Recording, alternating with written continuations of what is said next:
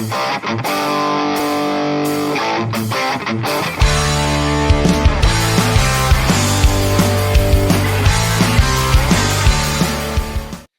Talking Back with Matt, taking your guys' comments, questions, any analysis you might have on our Rumble channel, on our YouTube channel, live on the show. We want to hear what you have to say. Can't get through all of them, but we'll do our best. Today, we've been going through the Trump, what he called self-proclaimed 12-day war. Did not happen that way. He preemptively announced it. Didn't happen. We've been breaking it down. All the action in the Middle East. Jay Scott, co-host, has been on with us, breaking that down. We were talking a little bit about AI and how AI, according to a new study at MIT, AI has been mashing with our brains. We talked about Ozempic, the problem with Ozempic, and it being pushed as a number one priority now for weight loss is Ozempic, according to the American College of Cardiology. What else? We were always talking about propaganda, mainstream news, and how they spin us on each other, yet they all want the same thing. What is that? War. Okay, let's hear from you guys. You know what? Let's just put this one. We didn't cover this today, but this is important. Okay, all sentient beings. Thanks for tuning in as always. I was watching Kim Iverson. People are so mean to her. Why? Okay, this is actually very important. I didn't look at the mean comments. I've seen people be mean before. It's pretty effed up. She's doing everything she can to be honest with everything she does, and I'm with her 1,000%. Homeless left is with her 1,000%. Sometimes we have analysis that, you know, not contradict, but we clash with analysis sometimes.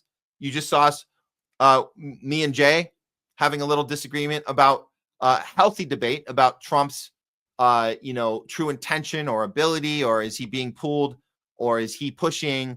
There's ways we can disagree in a professional way. So I think what this is in reference to is that Kim Iverson, after Trump doing the attack on Iran, her response was, "I'm voting Democrat next time."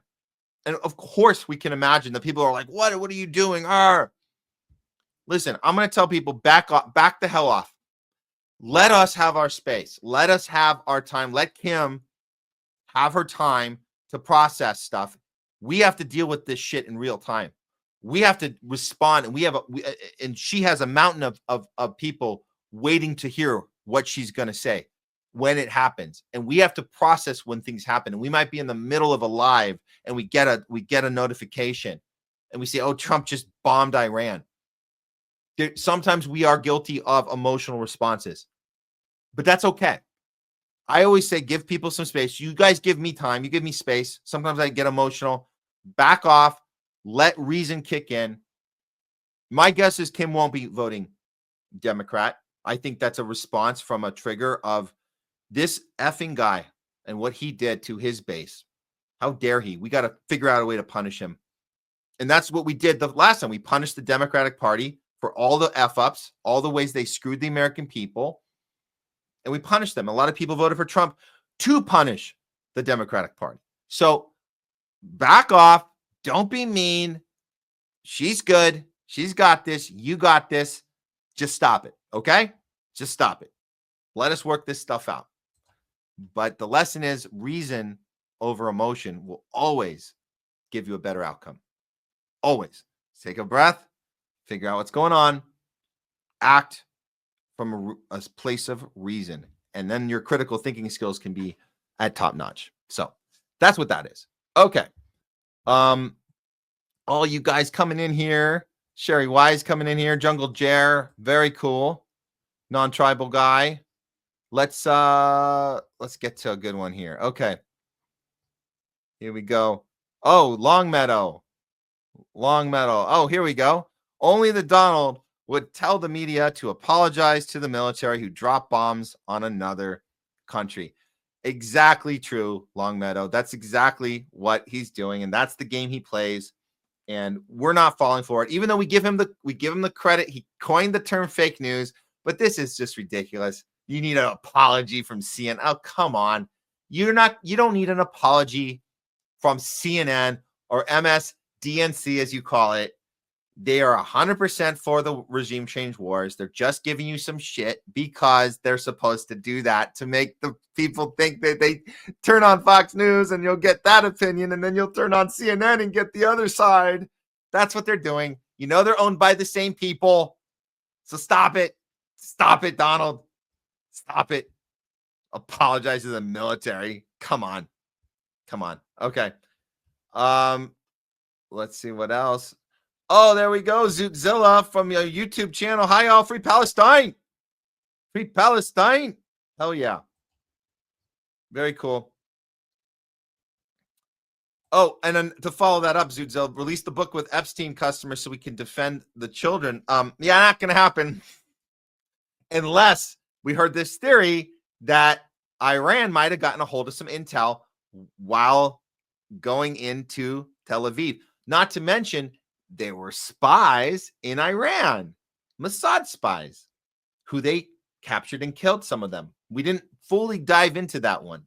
We might do it on a top censored news on Thursday. Actually, I think we will, because we heard that they took out the top Mossad agent. And if everybody knows that Epstein was in fact an agent of the Mossad, you could guess that we're more likely, if we ever see the list, we're more likely, and it's not a list, let's call it, it's not actually a list, it's files. The Epstein files includes a list, probably a lot of lists. So let's stop calling it the Epstein list. Not that you're doing that, Zootzilla. I'm just saying we tend to refer to it sometimes as the Epstein list. It's the Epstein files. The files have all the incriminating video with all the people that are being incriminated from the lists.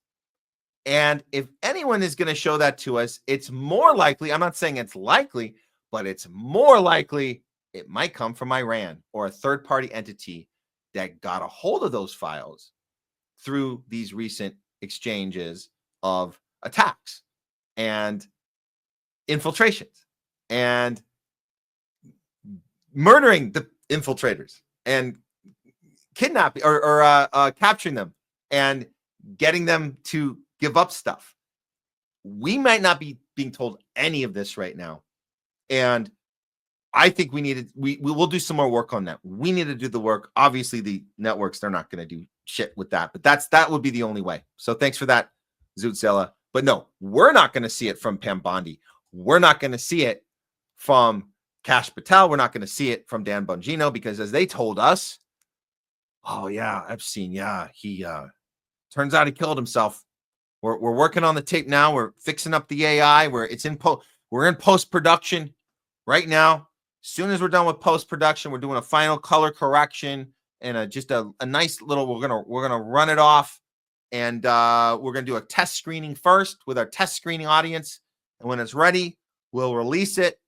And you guys will see for yourself that Epstein killed himself, which also means there's no list or files for that matter. Okay. Moving on. Oh yeah, Longmeadow, Van Jones, stop talking down to Iran and its citizens. You might like the American democracy, but it's up to the Iranians on what type of government and traditions they choose. Yeah, I bet he knows that deep down, but his job is to get progressives on board for regime change. That's his job. And he can do that because AOC's job is to go, we don't like the way Trump went about it, so we might start the impeachment process. But Van Jones is going to tell us, let's start to understand why we're doing this. Even if we're doing it wrong, there's a reason why, and we need to get everyone on board. That's his job. That's his job. Here we go. Oh, VHS sandwich. I love to know if Van Jones is being blackmailed or if the money was just too good for him, so he sold out. They're all being, in one form or another, blackmailed or bribed or conditioned or whatever it is. A lot of them from a young age. I mean, very young. This is why Bill Gates buys up the School of Journalism at Columbia University. This is why they handpick journalists. They handpick, analysts. They handpick them from these schools, or they turn them into analysts later after their political careers come to an end. They find them and they train them, and they might blackmail them, they might bribe them, but at the end of the day, it really doesn't matter if it's blackmail, bribe, or indoctrination from a young age or not. It doesn't matter. The point is, they wake up in the morning and they put on their tie, their suit and tie, and they say, where do I look? Oh, can I do this for my home now? Can I keep my boxers on? Show me what camera to look into and where the light, if I got the light right, and we can do this. I'm good. And then send me my paycheck from Pfizer. We're good. So it doesn't matter. It's one of those. It's one of those. If it's not any of those, they don't go on TV. They don't go on anymore. You know who can tell us? You know who can tell us this firsthand? Garland Nixon. Garland Nixon. He don't go on Fox or CNN or MSNBC anymore. He used to. He used to be a regular, expert or analyst that would come on. Fox was the last one to say no to him. He stopped being able to go on MSNBC and CNN. I think Fox had this thing. Oh, we got to bring them. Remember when they went through this thing where we had a show? We have black people. Do you guys remember that? That Fox did a whole thing. They don't care anymore. It's not really a thing anymore. But so they might have hung on. But at the end of the day, no. If you don't play the game with whatever we do, bribing you, conditioning you, blackmailing you, we don't want you on. You're done. So that's how it goes. That's how it goes. Okay. Let's see. Oh, this is good. From Philip Ferrigio. Even watching a short legacy media clip will lower your IQ, especially CIANN. Love it. I love the CIANN reference as well. Thanks for that, Philip. Yep, absolutely lower your IQ. We hate this. We hate this. Oh, Leslie, thanks for helping out in the chat. Love it. I'll get to some of these other ones, but great stuff. Way to engage, because I can't do everything, so it takes a team sometimes. It takes a team. Okay. Zutzilla, thank you for pointing this out. Okay.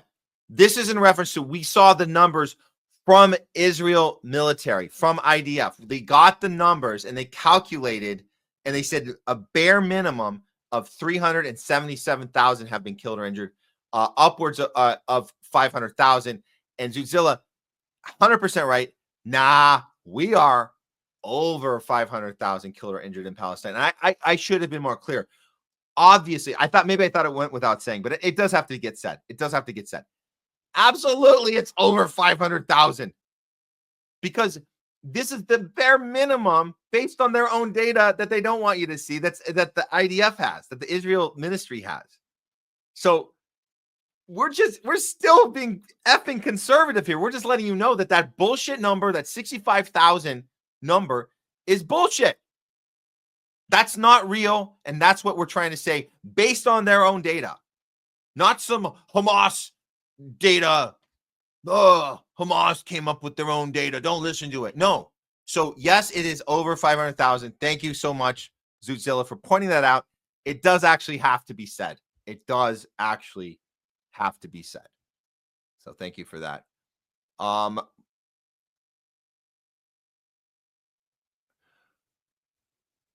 Let's see what else. Well, yeah, I mean, this is the low estimate. This was the 300,000. From Stephen Dolenzer. This was a month or so ago. So look, however you look at it, it's much, much, much higher than what they were been lying to us about. And I don't know what you're lying about, hundreds of thousands, but you're still admitting to 65,000. And it's just like, I don't. Do people sleep better about 65,000 innocent people dead? I don't understand why that's okay. So why I just if you're gonna lie, just tell us no. Do the Lahaina lie where they said 99. They didn't want the number to get to 3 digits in the Lahaina fire. We were there. We saw it. We covered the Lahaina fire and all the it was direct energy weapons. Let's be clear, direct energy weapons. But they hid all the deaths, all the undocumented workers that died. There's children that were missing. Tons of people that they just didn't count, and they just wanted to keep that number at 99. Could you, I'm not saying they could have gotten away with saying it's just 99, but I'm saying, why are you even lying at all? 65,000 it's like that. Are we supposed to be okay with that? Are we supposed to be okay with that? And then be like, oh, where are you getting your 500,000 from? Zootzilla, where are you getting that from? How dare you spread Hamas misinformation? You weren't angry about 65,000, but yo, 500,000. Oh, so they just lie. I think it's just lie it's just an instinct at this point. Just lie to lie. Whatever it is, it's something else. There's no honesty in any bit of this. Any bit of this. Let's see. Let's go through this. Oh, in reference to Trump and the winning. Yes, congratulations. You're tired of the winning. We're tired of the winning. It's like that old Charlie Sheen. The winning. Trump definitely took off from the Charlie Sheen winning. That was one of the first hashtags that took off. Winning. Yeah, we can't take all the winning.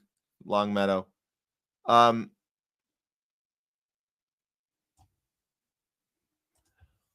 Ed Rams, I heard anything anyone ever says about anything is anti-Semitic. Yep. That's kind of where we are now. That's kind of where we are. Thank you for that. That's awesome. That is awesome. Okay, let's see what else we got here. Leslie, I agree with you. We had this discussion about, me and Jay had a discussion whether Trump's outrage about Israel breaking the ceasefire today, whether it was a theater or not. And I'm on the side of I think he was legitimately angry. So Leslie says maybe I'm wrong, but he looked genuinely upset, annoyed, angry. Yeah, I think so. And again, it doesn't mean that he's not part of this regime change war operation. It does mean that there's a chance that he delusionally innocent boy, narcissistic delusions of grandeur way. He thinks that he could outsmart Israel. I don't know. That's some would say that's hopeful thinking, but even if just to a degree, he's like, you were really just going to do this immediately after I put because he knows how bad that looks. He knows how bad that looks. You can't tell the world ceasefire. It's done. It's over. Everything's great. Here's how it's going to go. And then Israel breaks it. You can't tell me that he doesn't recognize that is going to make him look very, very, very bad. Very bad. Okay. So even if he's in on it, but that looked like anger. I agree, Leslie. And Ed, yeah, we hear Jay. Ed Ram, same thing. He looked mad, but Jay has a point. It could be a combo. I think we ended that debate saying it could be a combo of both. You can be angry that it's not going your way, and the rest. By the way, the wrestling analogy is good because and we'll throw that up. VH sandwich. I'm loving these wrestling references, and the wrestling references are great because it's a combo in wrestling. It's theater, but also people get hurt. Also, people get angry. The anger you see isn't always fake. So I think it's actually very good because sometimes people get that cut and the blood and the broken bones, and they're legitimately lost their breath and can't get up and seeing stars. Sometimes that's very, very real. So you can imagine anger can also be real. Like, I wasn't supposed to fall down that hard, motherfucker. So it's a good reference. The wrestling analogy is good in this situation. Let's see. Camp Cat on YouTube channel. Iran should cease until they get a lasting agreement. Let's not take our eye off of Iran. I mentioned earlier the part that they possibly have intel in their possession. They might have some leverage right now.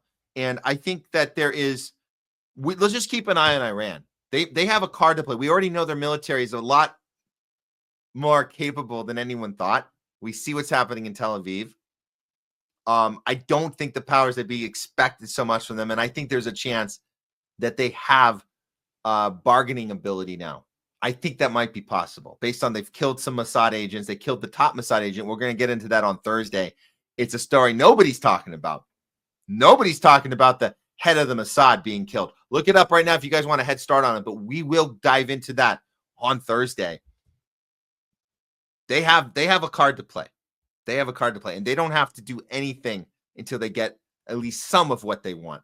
So yeah, I agree. Thanks for that, Camp Cat. DWJ 1988 broadcast interrupted. Yeah, there was a weird interruption there. I don't know what's going on, but it's funny. He says, it seems the puppet masters are objecting to Matt and Jay telling the truth. That might be the case. It seems like it happens right at the interesting times. We get interrupted. We get paused on. Interesting timing sometimes. Of course, it could just be a coincidence, right? Oh, no, I'm going to correct you. Longtime listener. He absolutely does. I don't think Trump knows about the Greater Israel Project. No, he certainly knows about it. The people we talk to that know, everybody seems to know about it. Nobody denies that it exists. What a lot of times people will deflect it and say, that's not really possible. That can't they're in denial about the extent of it. So Trump might be playing that part of this. Like, it's an overblown, it's an extreme thing. He certainly knows about it though. Does he think that it's actually the heart and soul of Zionism is the Greater Israel Project? He might not fully understand that, but he certainly knows about it. But that is the whole point of Israel is greater. The whole point of Israel is the Greater Israel Project. That's it functions for that purpose as a security state for the U.S. Eyes and ears, or we're the eyes. We're eyes and ears for each other. It exists as an arm, or we're the arm. We're the arm in the West for them. They're the arm in the East for us. It's all a military operation. It's an ethno state, apartheid state, and it's about expansionism and occupying, colonizing, and maiming and killing and brutally murdering and taking. That's what it is. It's nothing else. There's no two-state solution. It's not a thing for them. It's not a thing. Yep. Even Obama was a Republican Democrat. LOL. Yeah, they all were. We don't have a left wing in this country. This was a response to a long-time listener. Tulsi is Republican. Bernie. Trump is Republican. Obama. Yeah, they're all a Republican version of each other. There's no left wing in this country. There's no left wing. So we did cover the Tulsi story. Let's see what else. Oh, thank you, ChatterX, for sharing some great links. Go to the chat, grab these guys before they disappear. They always disappear at the end of the show because it's on the live chat. But here's one of them. ChatterX has shared a bunch. Go check these out. Listen to the school teacher on Obama Newland's administration, NATO, Ukraine, Syria policy. Oh, this is from 2015. Oh, I would like to see that one. Yeah. Grab them, guys, before they go away. Thanks, ChatterX. Oh, man. Oh, all sentient beings. I was vaccinated against my will. Oh, I think I remember you sharing that with us earlier. We're so sorry about that. R. Dean W. So many people took the jab with misgivings, including myself. We're sorry that what you had to go through. We do express our empathy to you and anyone out there who had to experience that. And then Leslie's going to tell you this, which I know personally, that Leslie and yeah, she got 3, literally forced to get 3. Working in the healthcare industry, that's what happened, and it sucks. It really sucks. By the way, has anybody ever met anyone who regrets that they didn't get the job? I can't think of one person. If you guys can figure out anybody that you've met at any time, anywhere, posted anything anywhere on any social media, please share it with us. Did anybody regret not getting it? Good question. Because if that answer is can't find anyone, then doesn't that say everything right there? Doesn't that just tell the whole story right there? Yep. Oh, good perspective here. Longtime listener. Bernie supported the war on Yugoslavia and the crime bill in the 90s, the Afghan war in the early 2000s, Closer study of his congressional record reveals he was always lousy. So Bernie was on board with all of the Clinton and Biden agenda. See, he's been aligned with his greatest nemesis, but he admits later, obviously, Biden is his best friend, but Bernie was part of it the whole time. He was never an outsider. He was never, even though he has a big fat I next to his name in Vermont, I, the independent, he's never independent, always in line. This illegal war NATO did on Yugoslavia, Bill Clinton, 1998. And then you have all the crime bill crap that Biden, as the head of the Senate, came up with. Bill Clinton signed it. Bernie was on board too. And of course, the war on terror after 9/11, because we got to fight them over there so we don't fight them over here. And Bernie's like, George W., I'm on board. I'm on board. So there you go. That's Bernie's entire career. Very similar to Biden's and Clinton's. Isn't that funny that at the end of the day, their records all kind of are the same? Does it really matter what they tweet about? Does it really matter what they talk about? Does it really matter what they run on when they're running their campaigns? Does it really? AOC, I'd rather be a one-term congressman than be a lifer, because a one-termer can get more done than any lifer can get done in their entire lives. You can run on anything. You can say anything.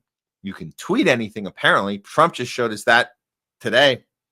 You can tweet anything you want. But at the end of the day, it's your actions. And if all of your policies, all of the things you're voting on are exactly the same as the thing you're pretending to battle, what does that say? And what does that say about us if we don't know that that's how it works? If we are way too caught up on tweets, we're way too caught up on speeches, we're way too caught up on Obama. Yes, I can. Yes, we can. Yes, we can. Yes, we can. You're gonna hold those war criminals accountable by Obama? Well, the way I do presidenting is we prefer to look forward and not behind. So your short answer to your question, no. No. So words are nothing. Words are nothing. Words are meaningless. Words are they're not violent. By the way, words are not violence. Words are nothing. Trump told us there's a deal. We didn't see it. Where's the paperwork? Show us the signatures on the freaking page, dude. And before you MAGAs start attacking Tucker and Candace and Ian and Alex Jones, you're attacking them for being critical because Trump tweeted something? Come on. Show me the paperwork. Show me the signatures on the ceasefire agreement. Stop tweeting out things. Stop saying things. Stop giving speeches. Whether you're Trump, Bernie, AOC, it doesn't matter. We don't care what you have to say. We care what you do. Show it to us. We can all be better at this. We can all be better at this. Let's not fall for the speeches. Let's not fall for the tweets. Oh, here we go. Michelle. Thanks for watching, Michelle. Tulsi wasn't named a WEF Young Global Leader against her will. She earned that title when she was taking classes for it in college 5 years ago. Very interesting tidbit. We'll look into that. Isn't that interesting that people get conditioned in these schools and these colleges classes even as early as late as 5 years ago? Apparently, we'll look into it. But yeah, it doesn't seem like any of this really happens against their will. Really. But if need be, it will happen against your will. The Mossad will make sure of that. They know how to do that. The whole sexual blackmail stuff. They can do that. They can set up any of the congressmen. But I think that's last option. I think first option is just train them. If that doesn't work, bribe them. If that doesn't work, blackmail them. One of the three will work. But yeah, maybe you're right in Tulsi's case. Just train them. Just train her. Get that degree. And get that journalism degree from Columbia, all you guys out there that want to be journalists. That's the way to do it. Go to Columbia School of Journalism and be hand selected by Bill Gates. We'll stick you into MSNBC room, give you a weekend show, a assistant co-host, a guest co-host, weekend show spot. Might move up to the main host, and who knows? You might guest host on one of the regular shows one day when Lawrence O'Donnell croaks or Rachel Maddow has a nervous breakdown, or maybe has a sudden death from all the drugs she took from all of her backers that write her checks. You might come in and sub in, and you might do such a good job. You might do such a good job, they'll give you a long-term deal. So go do that. If you want to do journalism, go take some classes. Go take some classes. Yeah. By the way, I just decided to do this. So you guys know you're talking to somebody that did not take the classes, but I certainly have years of documentary filmmaking experience, which has certainly informed me on how to look into stories and how to talk to people and how to do research and how to go to the story and how to present to an audience, because presentation is important. Honesty is also important. Actually, honesty is the most important. Presentation is also important. So I don't have to give you my resume, but there's other ways you guys can do it besides going to the institution itself, the thing that you're supposed to be challenging. The institution is funded by the thing you're supposed to challenge. How can you challenge Bill Gates if he paid for your education? Just throwing it out there. How can Tulsi challenge the war machine if she apparently just took 5 years ago, took classes about how to be a WEF ringleader? I don't know. How can you do it? How can you? I don't know. Oh, here we go. Kat Terrell. Ed Snowden told us all years ago. It's been real life this entire time about cell phones. Thank you for that. Yeah, Ed Snowden was really ahead of his time. He told us all of these things to watch out for, all of the surveillance state using this technology that was only going to get worse, only going to get more advanced. I guess he told us this back in 2012, I believe. Thanks for that reference, Kat. Really appreciate it. It's all true. We weren't listening. We didn't listen. We didn't listen. If only we listened.